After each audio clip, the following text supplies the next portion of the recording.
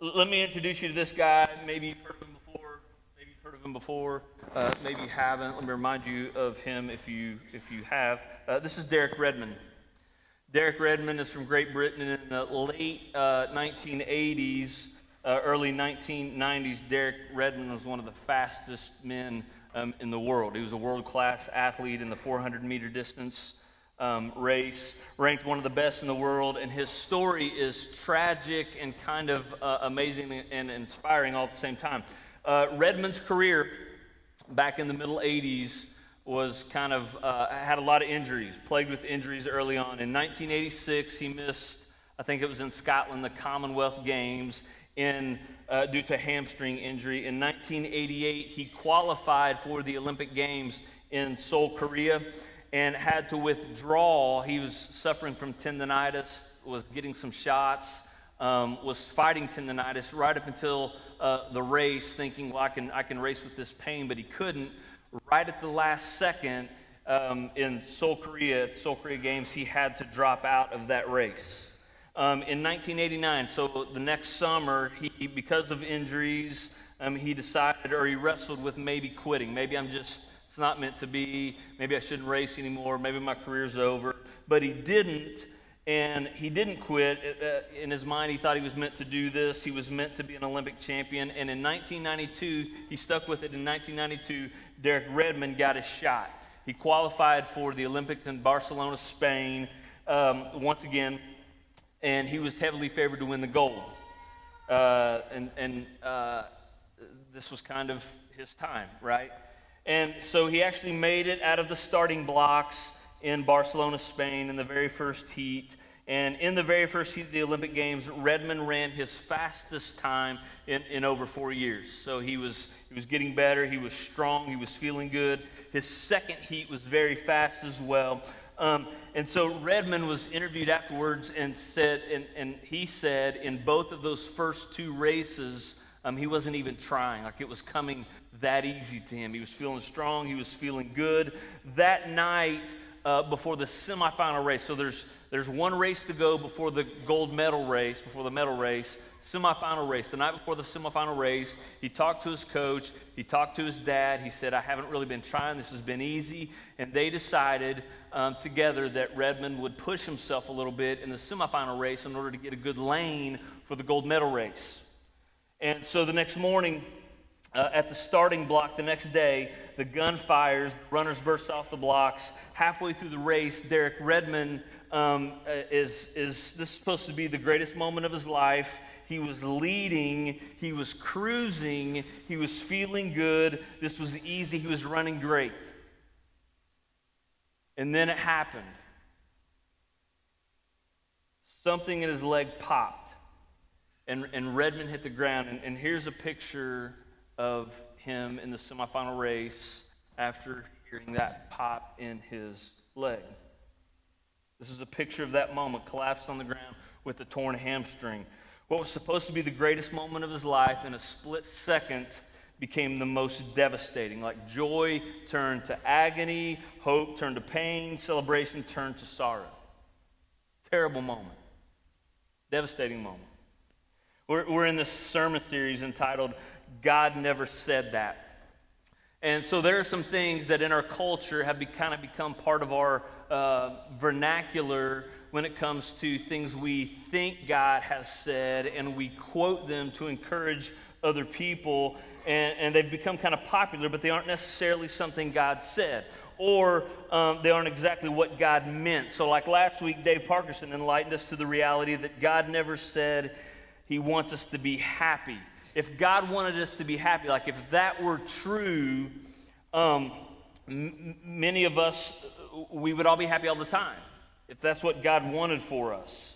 If that were true, and many of us have been told, like, God just wants me to be happy, or God just wants you to be happy. If that were true, we'd be happy all the time. But the truth is, there will come a day when happiness, like eternal happiness and joy, will arrive. God does want you to be happy and will provide this eternal happiness at some point, but it's going to be a delayed gratification.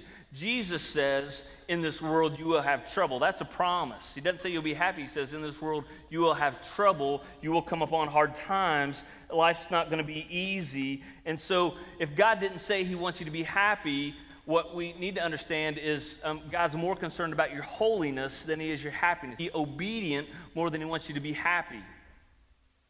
And so this week I want to tackle a phrase that Christians tend to use to encourage other people.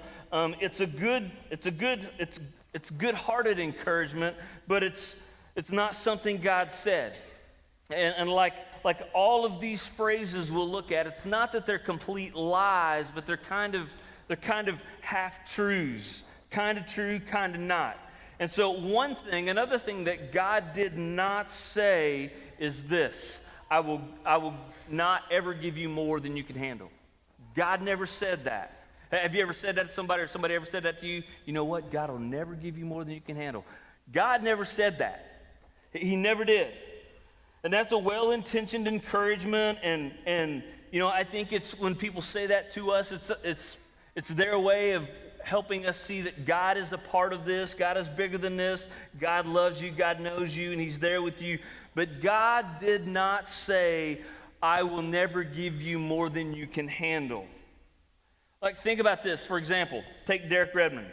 Like, dude has worked his entire life to get to the Olympics. He's running in the Olympics. He goes down at the Olympics in front of the entire world. Millions of people watch this happen, right? The medics run out to the track while Derek is writhing in pain on the ground, and he can't stand up on his own.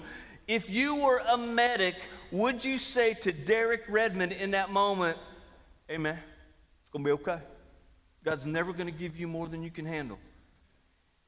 And he's like, okay, I can't stand up. Like I can't finish this race. Am I supposed to believe that, right? That would not be a good thing to say to Derek Redmond in that moment. Like God just gave me something I can't handle, right? So my grandfather worked at GM in Indianapolis like 50, 60 years ago. He's passed away now. I called him Poppy. Poppy, I grew up, Poppy didn't have any fingers on his right hand, like from the knuckle on your palm up, all lopped off at GM because he cut sheet metal for doors and hoods. One afternoon, his glove got caught in a piece of sheet metal as it went under the cutter, came down, cut his fingers off, right? And that was back in the day before they put those things back on, right? Before they sewed appendages back on and they could salvage them, right? So, like my grandfather, what would you say to him? My grandfather would love to have been able to throw a baseball again, right? But he has no fingers, so he couldn't handle it. Like literally, he could not handle a baseball anymore because he had no fingers, all right? So some of you have experienced this in your life. Like you've experienced trouble that you can't handle. The death of a parent at a young age. Some of you have had miscarriages. And those kind of things haunt you, still hurt. Those kind of things aren't something that you just get over. Some of you have lost jobs suddenly and been sent financially into a tailspin. Some of you have experienced or are experiencing your child in addiction, even overdose.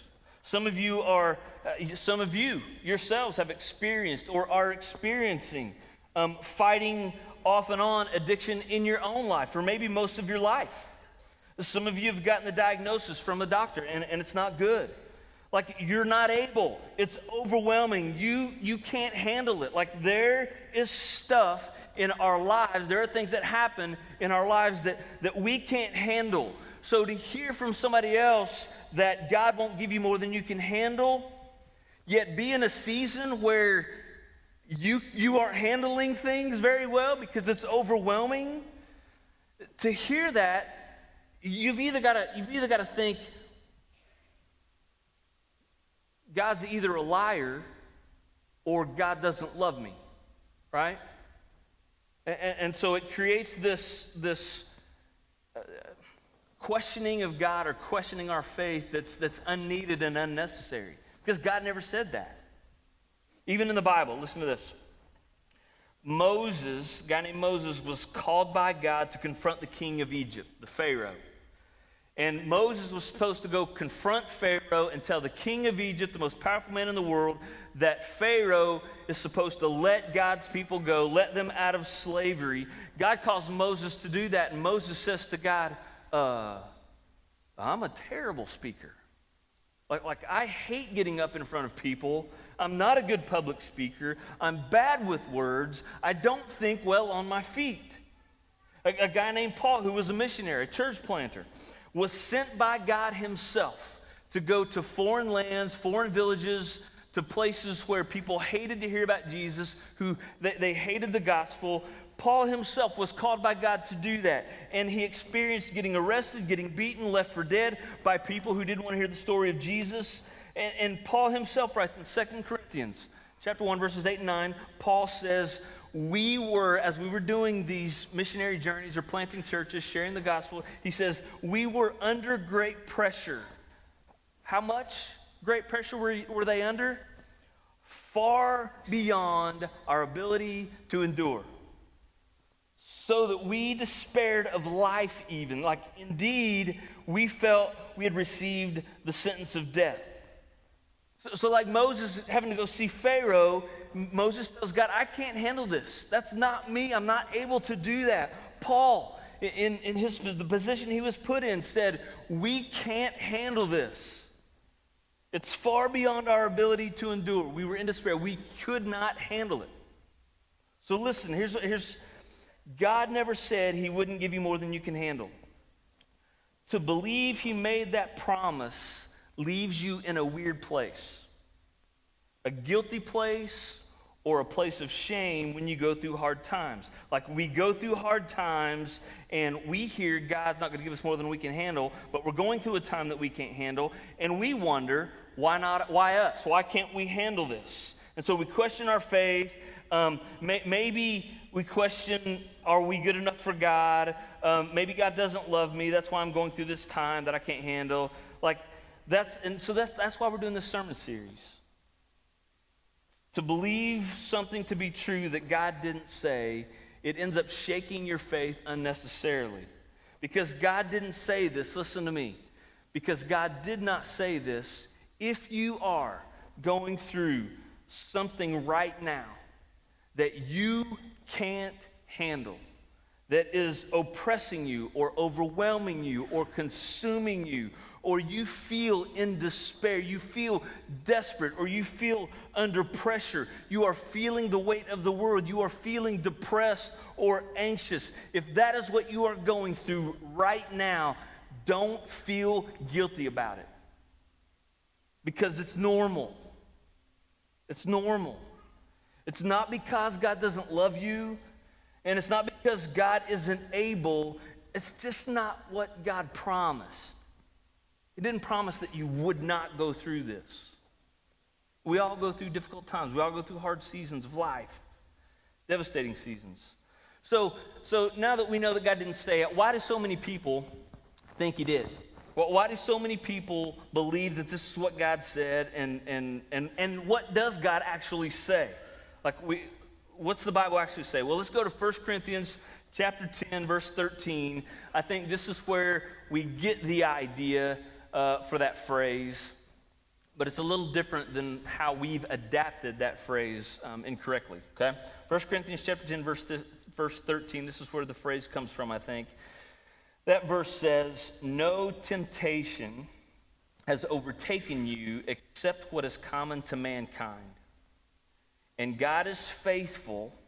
He will not let you be tempted beyond what you can bear.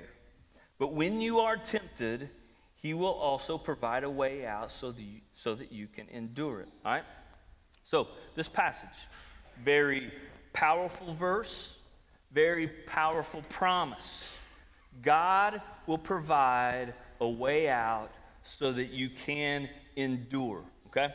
Now, but the subject of the promise and this idea is specifically temptation. Like when you are tempted to sin. It's not just talking about like struggles and troubles that are out of our control. It's talking about specifically being tempted to sin. It says, God will not let you be tempted beyond what you can bear. Now, this is good news, right? This is good news. What it's saying is God is faithful, and when you are tempted to sin, that won't be your only option. God will provide for you another alternative, a way out of that tempting decision to sin. So it does say, this passage does say, that God won't let you be tempted beyond what you can handle. But it never says God won't give you more than you can handle or allow you to have more than you can handle. So, when it comes to your temptation to sin, as you are faced with a decision or a circumstance to sin, you can either give into your sinful thoughts and choose to step into sin, or you can fight it and look for God's way out of that temptation. All right, this is what the Bible says when it comes to our temptation. So when it comes to, now what happens is this passage has gotten blown up a little and taken taken to a place that God didn't intend. So when it comes to your struggle and when it comes to your trouble, here's the question. Here's another question. Why would God allow you to experience more than you can handle? Why would God allow that? Matthew 28, let me show you this story. Matthew 28, Jesus and his disciples are going around. Jesus is teaching, and his 12 disciples are following him. In this story, here's where they go. Matthew 8, it says, Then Jesus got into a boat, and his disciples followed him. And while they're out in the boat, suddenly a storm came up on the lake, so that the waves swept over the boat. It says, but Jesus was sleeping. The disciples went and woke him up saying, and this exclamation marks, right? So they're in desperation, Lord, save us. We're going to drown.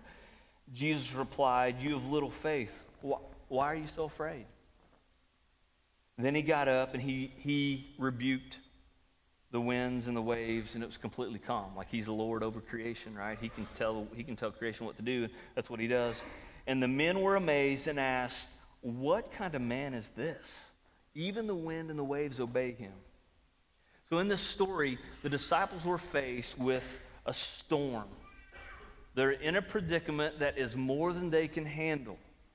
They are going down, right? And they are scared about going down in the storm. They're scared of drowning, scared of capsizing. And Jesus, in the middle of their panic, is asleep. Like he's sleeping through this storm.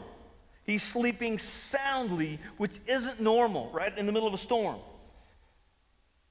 And which I think one of the things we gather from this, and you need to know this about Jesus, is Jesus is never afraid, or he never succumbs to his fear.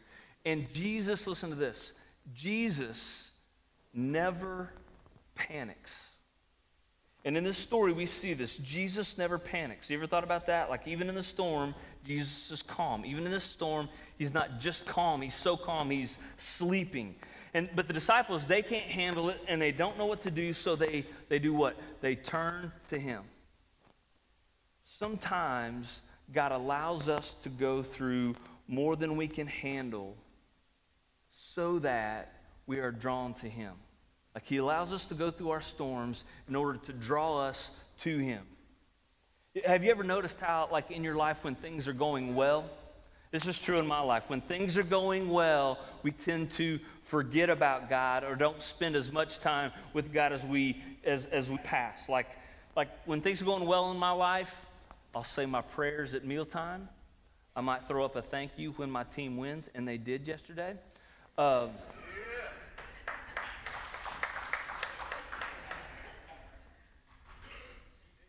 But when life gets tough, my prayers change. Do yours? Like the way I pray or the way I lean into God or the way I run to God, it changes. When life gets tough for me, I depend on God. I am drawn to God.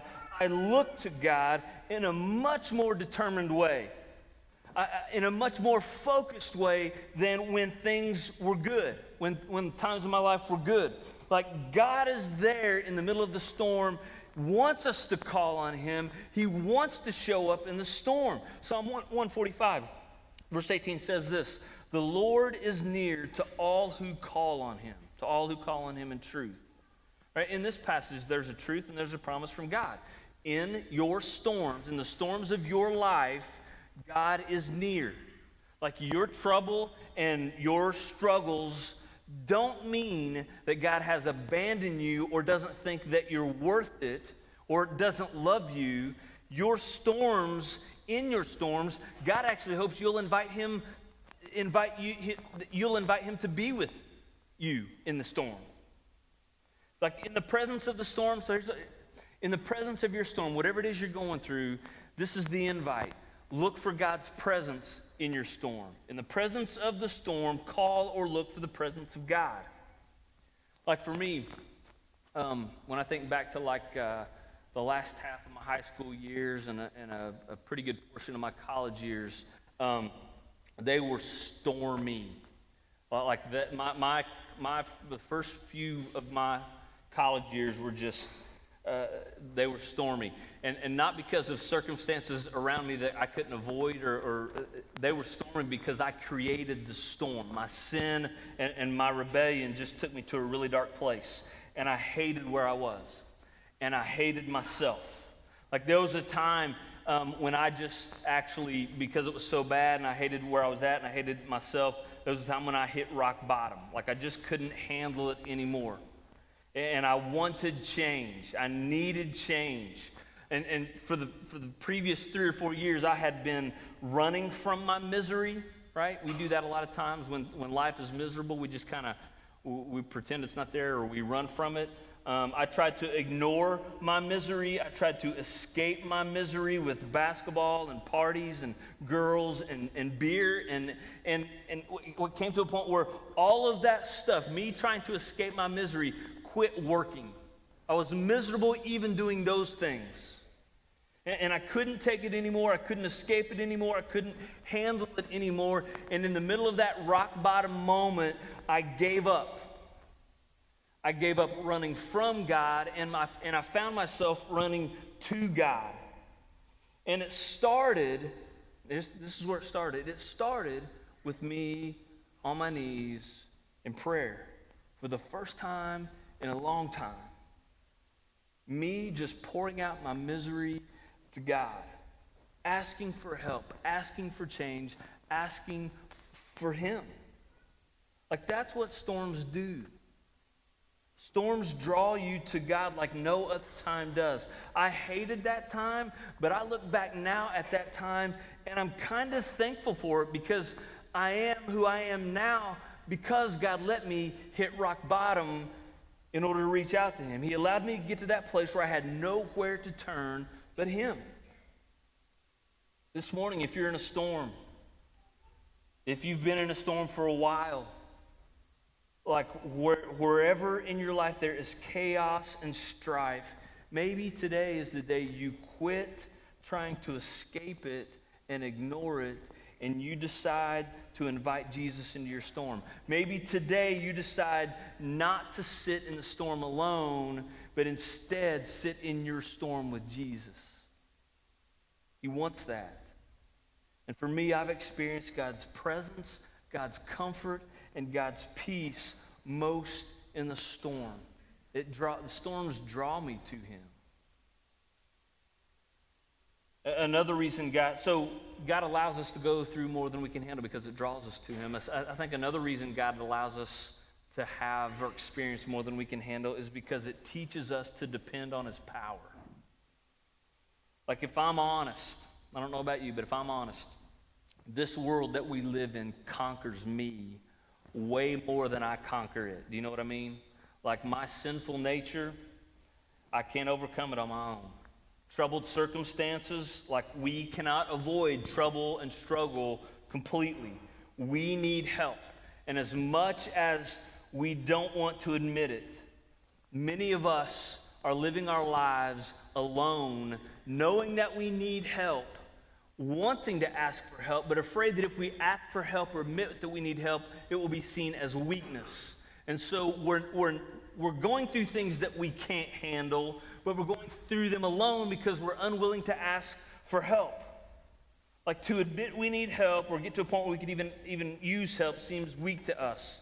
And honestly, going through stuff alone goes against the fabric of who we are as humanity and how we were created. And what I mean by that is, you need to know this. You and I were created to need God. You and I were created to be in desperate need of God. And if you can understand that, if you can get to a place where you understand you were created for that, then you can more fully understand that God doesn't expect you to handle everything on your own. If you could, you wouldn't need him. If you could, you would be God yourself. But you're not. So if you can get to a humble, honest place where you're okay with it not being okay,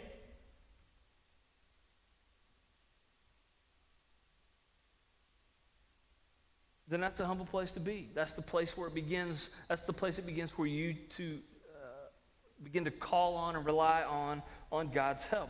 In that honest, humble place is where you get to experience God's supernatural power. Paul, again, that church planting we talked about earlier. In the Bible, Paul talks in the Bible about having something he calls a thorn in the flesh, right? And it's not a thorn that needs peroxide and tweezers. It's a metaphor, right? It's a metaphor. He says, I've got this thorn in my flesh. And it was a metaphor for something that physically plagued him and bothered him on a daily basis or a weekly basis. And I've heard some people say that his thorn in the flesh might have been failing eyesight, or it may have possibly been a bad foot, knee, or a bad hip. Some scholars think maybe he had a limp or something, but it could have been anything. We don't know what it was. But Paul tells us that he asked God to remove this thorn in his flesh 3 different times. God, fix it. God, fix me. And 3 different times, God did not fix it. And we assume he didn't just pray 3 quick prayers. There were probably seasons of prayer and fasting. You ever prayed that prayer? God, fix me. God, heal me. God, fix this. Do a miracle. Take this problem away. Paul does this 3 times. God does not take it away. And if anyone deserved to be healed, it would be Paul. And here's kind of what Paul says about, I prayed, God didn't answer. I still have this thing that I can't handle very well. And here's what Paul says about it after he prayed about it. 2 Corinthians chapter 12. And this is the message paraphrase. Paul says about this thorn in his flesh, which wasn't his wife, by the way. It was a physical ailment, right? Or his kids. Paul says, at first, I didn't think of it as a gift. And I begged God to remove it. 3 times I did that. And 3 times God told me, my grace is enough. It's all you need. My strength comes into its own in your weakness. Paul says, once I heard that, I was glad to let it happen. I quit focusing on the handicap and began appreciating the gift. It was a case of Christ's strength moving in on my weakness. Now, I take limitations in stride and with good cheer. These limitations that cut me down to size, abuse, accidents, opposition, bad breaks, I just let Christ take over. And so, listen, the weaker I get, the stronger I become. The NIV says it like this: God's power is made perfect in my weakness, so when I am weak, really I am strong. I want you to say this with me. Say this after me. I am weak, but God is with me. I am weak, but God is strong. Therefore, when I am weak, I am strong. Right? God will allow you to experience more than you can handle, right? So let's be honest. That kind of sucks. And for some of you, you're like, not kind of, like it really sucks right now in my life. That's just, I'm in the middle of it right now. And I hear that. I'm sorry you're going through that in some way. But in some ways, what you're going through, we have to look at our struggles as opportunities. Like your struggle could be an opportunity to lean into God in ways that you haven't for a long time. Your struggle is an opportunity for God to do something powerful in you, something amazing right in front of your face, right in front of your eyes. My wife and I, Val and I, have learned this lesson very well in our marriage and in our careers and with our kids and with our extended families. Like, we have had seasons of chaos in our lives, and seasons that we've fought, seasons where in this chaos we've tried to be strong, seasons where we've tried to be strong and even tried to fix things that we couldn't fix. And in the end, we're left more frustrated than before. Like, even us trying to fix things that we weren't able to fix, because we made things worse. Because we were weak, listen to me, we were weak, but we had to fake being strong. And when we're weak, faking being strong, we make things worse. Think about the gym, right? Think about the gym. You're at the gym with your boys. You want to prove to your boys how strong you are. So you throw 500 pounds on the squat rack and you go, hey, watch this, right? That never turns out well. So you put 500 pounds on the squat rack and say, hey, watch this. You've never squatted 500. You've gotten close, but you've never really squatted 5. And what happens when you try to squat something that you're incapable of squatting? You get it off the rack, you go down, you ain't coming back up, right? You blow out the front and you blow out the back, right? You blow out your back and you hernia. All kinds of problems come when you try to lift something that you know you're too weak to lift. And that applies in all areas of life. When we are weak, we need to admit that we're weak. Because if we try to take on something that's bigger than us, we will make a bigger mess. We will make things worse. In our small group this week, we were talking about Dave's sermon last week about being happy, how God never said he wants us to be happy. We were talking about real struggle in our lives. And my wife said this, she's very wise. She said, with all the stuff that we've been through, she said, I've just learned that when things aren't going well, or when something big, drastic, and nasty happens in my life, I've just learned to kind of smile and say, okay, God, okay, what are you about to show me? What are you about to do? How am I about to experience you? That's what God promises. He doesn't promise to remove our storms or to fix us in the middle of the storm, but he promises to be with us in the storm and show us his power in the storm. Look, God will allow you to experience more than you can handle. If you're, whatever your circumstance, if you're choosing to be a foster parent, if you're raising teenagers, if you're investing or serving in a ministry here, if you're married to a woman, or if you're a man married to a woman, or if you're a woman married to a man, you are going to experience things that are bigger than you, things that you can't handle. Not because you don't have enough faith, and not because you don't pray enough. You'll have more than you can handle because you were not intended to do it alone, all by yourself. You were not intended to carry the burdens of this life all on your shoulders. Some of you feel that way right now, don't you? The weight of the world is on you. You feel that because of what's going on in your life. And God says, you don't have to. Let me have you. Let me walk with you. Let me carry your burden for a while. Let me show you why I am God. Remember Derek Redmond?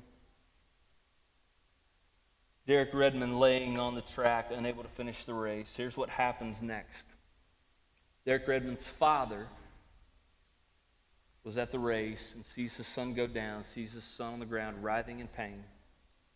And from the stands, he jumps over the fence, he races past security, and he races to his son, and he helps his son up. This is kind of the next scene. And with the help of his father, leaning completely on his father, putting all of his weight on his father helps Derek Redmond finish the race. And this is how they finish the race together. This is an inspiring picture, but it's a picture that reflects the Father's desire for you in this life. He wants to walk with you. He wants you to lean on him. He wants you to rely on him. He will help you. He will be there. He does love you. You are worth it.